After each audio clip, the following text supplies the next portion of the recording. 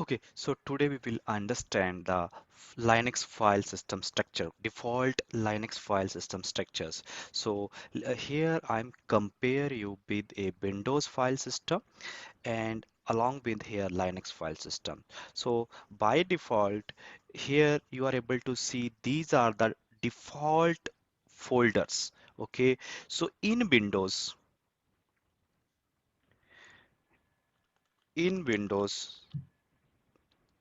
we called folders. Okay, folder. Okay, in Okay. Linux we called directory.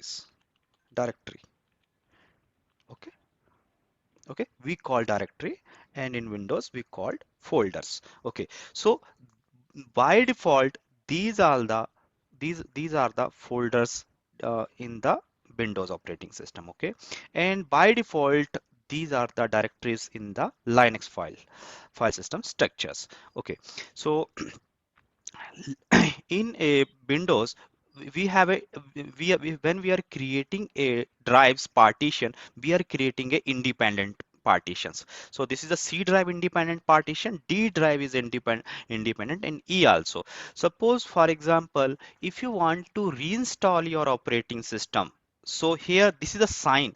This is a sign. It means our operating Windows operating system is here. Windows operating system is here. So that sign means actually. Okay, suppose for example if the OS has been corrupt, okay, and you want to reinstall, so you can do a reinstall here in this drive. So there is no impact on these drives. Okay, so your data is safe until unless you will not format. Okay, Okay. so Linux, so Windows is follow these file structures, and Linux is follow the hierarchical architectures. So in hierarchical architectures, parents child 1, child 2, child 3, child 4, and here after that the more branches comes like subchild 1, subchild 2, subchild 3. Let us assume that one more here came. Okay, so here one more the branches comes here. So this is it is called a hierarchical architectures. So Linux is using a hierarchical architectures. So let us understand in a Linux language. Now here P means parents means slash. So slash we called a root file system. This is a root file system slash. Okay, and in a Linux, super user is also called a Linux. And in Windows, super user we called administrator. Okay, and after that slash bin here. For example, now this is a location. It is a slash bin. Now this location we called a slash boot. For example, slash etc. Let us assume, or let us assume slash home. Okay, slash home. And after that, suppose your what happened inside a like slash home, inside a slash home, your let me create your normal users home directory. So suppose we have created a normal user. Let's take example om. So om will here and here slash home. So here so for example you have created two users, so let us say it is a ram. Okay, ram. And for example after that, here let us take a more branches here. So for example here you have created a one directory, that is you created a movie. Okay, or let us assume you here having a download directory, downloads. For example you have created download directory, and here let us say songs. Okay, so if you want to know the full what is the path is here. Okay, let us suppose if you want to know what is the full path here, so it is look like slash home. Inside you have a ram user, and ram user inside, for example you want to go songs folder. So this is a location. So after that you will see your songs. Suppose you have a 10 songs or something, so you are able to see your songs here. Okay, so that called a hierarchical architectures, means branches like tree. Tree, how is a tree? So tree having a many branches, right? So same things is here. Okay, so suppose Okay. it's a tree having a more branches like that, right? So it is also as a layman example. This is a layman example, right? It is a more layman, is it like a tree?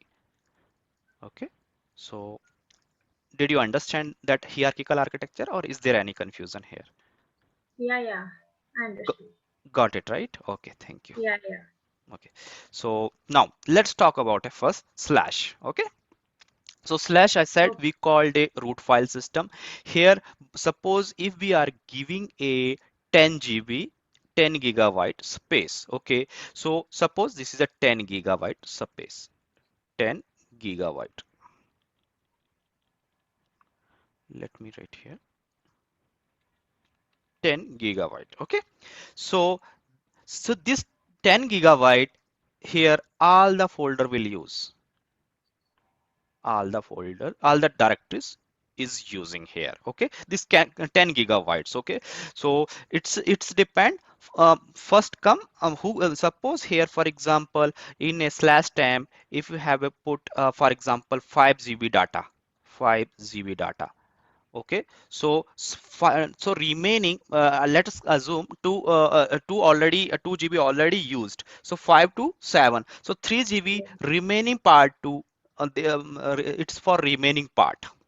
Okay, so they need Okay. to survive with the 3 GB. Okay, but it is a default, but let us understand now, you want to give a dedicated path. For example, let us suppose again, it is a slash is a 10 gigabyte. Okay, okay, but you have in hard disk having a more space. For home, you are giving a separate 5 GB. Okay, so now this time, except home, others directory will use the 10 GB space. Home will not use now, because already you have given a separate space for home. Let us assume that 10 GB, and let's give a one more space here, for let's take a directory here, OPT directory. Suppose here you are giving a 10 gigabyte. Okay, so now total how much space is your, it's using from your real, from your hard disk? 10 plus 5